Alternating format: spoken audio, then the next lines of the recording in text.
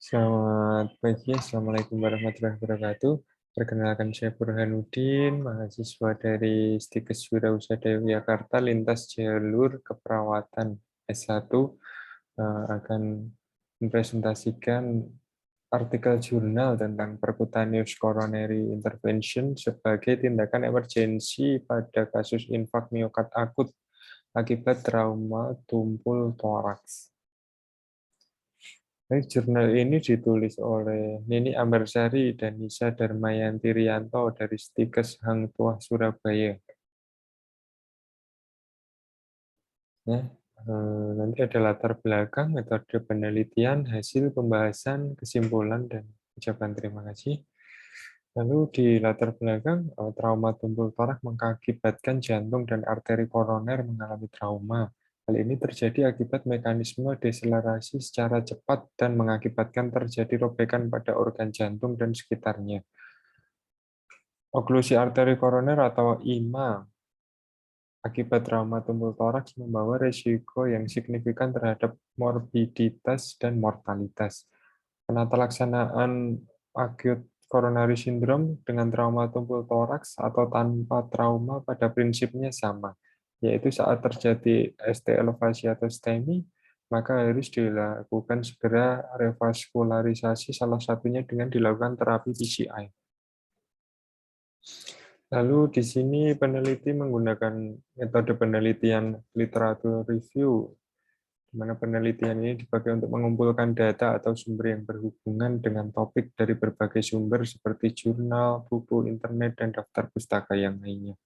Lalu peneliti melakukan penelusuran ke berbagai search engine, di antaranya Google Scholar, PubMed, ProQuest, Scopus, dan Science Direct, dengan menggunakan kata kunci percutaneous coronary intervention, acute myocardial infarction, dan Blanchard's trauma. Lalu kriteria inklusinya artikel terbitan tahun 2000 sampai 2020, berbagai bahasa, ada Indonesia dan Inggris. Temanya tentang percutaneous coronary intervention sebagai tindakan emergensi pada kasus infak miokard akut akibat trauma tumpul toraks. Subjeknya pada manusia, desain penelitian primer, studi korelasi, dan studi komparasi. Lalu kriteria eksklusinya tidak tersedia full text format PDF dan duplikasi artikel. Lalu untuk hasilnya yang pertama, identifikasi pencarian dengan referensi di Google Scholar, PubMed, ProQuest, Corpus, dan Science Direct. Ada 98 jurnal. Lalu jurnal yang relevan dengan tujuan literatur review tersebut ada 56. Lalu jurnal yang tidak eligible dengan kriteria inklusi ada 41. Lalu jurnal yang relevan dengan kriteria inklusinya ada 15, dan jurnal yang relevan dengan kriteria inklusi masuk dalam analisis sintesis. Dalam analisis sintesis ada 15 jurnal yang dibahas oleh si peneliti. Lalu kejadian infak miokard akut akibat trauma tumpul toraks merupakan komplikasi yang mengancam jiwa dari trauma tumpul toraks. Pengenalan awal dan manajemen yang tepat dari kondisi ini sangat penting dalam mengurangi angka morbiditas dan mortalitas pada pasien trauma. Pasien dengan nyeri dada tipikal harus dievaluasi untuk kemungkinan miokard infark di EKG. Lalu EKG dan penanda jantung merupakan alat awal yang sangat baik, dan keberadaan gejala harus segera dipantau dengan troponin serial dan EKG setiap 3-6 jam. Ekokardiogram di samping bed pasien adalah alat yang sangat berguna untuk mengidentifikasi komplikasi yang mengancam jiwa. Pasien dengan STEMI harus segera dievaluasi oleh kardiologi untuk kemungkinan intervensi daruratnya. Lalu PCI adalah standar emas untuk diagnosis dan manajemen, karena prognosis pasien ini terkait erat dengan diagnosis dan penata laksanaan dini di golden period-nya. Sangat penting untuk menjaga indeks kecurigaan yang tinggi untuk acute coronary syndrome pada pasien dengan trauma tumpul toraks dan nyeri dada. Penanganan awal pada pasien infak miokard akut akibat trauma tumpul toraks dengan tindakan PCI dengan atau tanpa stent secara signifikan terbukti dapat mengembalikan vaskularisasi arteri koroner yang mengalami oklusi. Intervensi koroner perkutan juga dikenal dengan coronary angioplasty, adalah prosedur invasi non-bedah dengan tujuan untuk meringankan penyempitan atau penyumbatan arteri koroner dan meningkatkan suplai darah ke jaringan iskemik. Ini biasanya dicapai dengan metode yang berbeda. Yang paling umum adalah penggelembungan segmen sempit atau pemasangan stent untuk menjaga arteri tetap terbuka dengan dilakukannya PCI. Gejala dari nyeri dada atau angina, sesak nafas atau dyspnea, dan CHF dapat dihilangkan.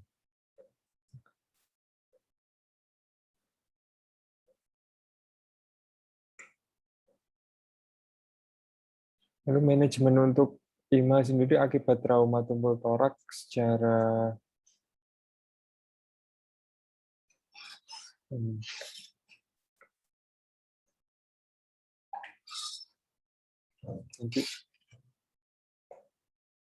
manajemen untuk IMA atau infak miokard akut akibat trauma tumpul toraks secara optimal belum ditetapkan.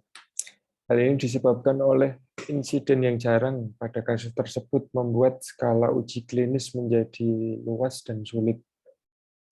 Banyak penelitian sebelumnya menyatakan penggunaan terapi trombolitik cocok untuk kasus oklusi arteri koroner. Namun banyak pasien dengan kasus trauma tidak cocok dengan terapi trombolitik karena risiko perdarahan dari trauma penyerta lainnya atau efek dari trombolitik tersebut. Lalu tindakan PCI dengan atau tanpa stent secara signifikan terbukti dapat mengembalikan vaskularisasi arteri koroner yang mengalami oklusi dan perlu dilakukan tidak lebih dari 6 jam pada saat iskemik miokard.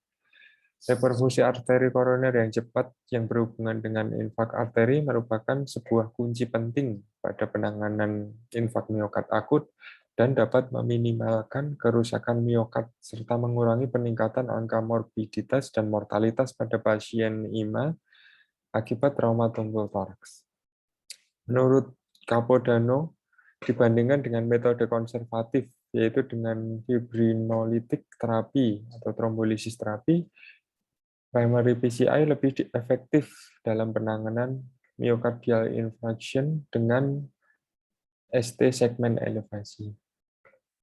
Berdasarkan hasil Cadillac Trials, diketahui bahwa sebanyak 40,8% pasien dengan fibrinolitik terapi atau terapi trombolisis tersebut memiliki risiko mengalami restenosis, sedangkan dengan tindakan primary PCI risikonya turun menjadi 22,2%.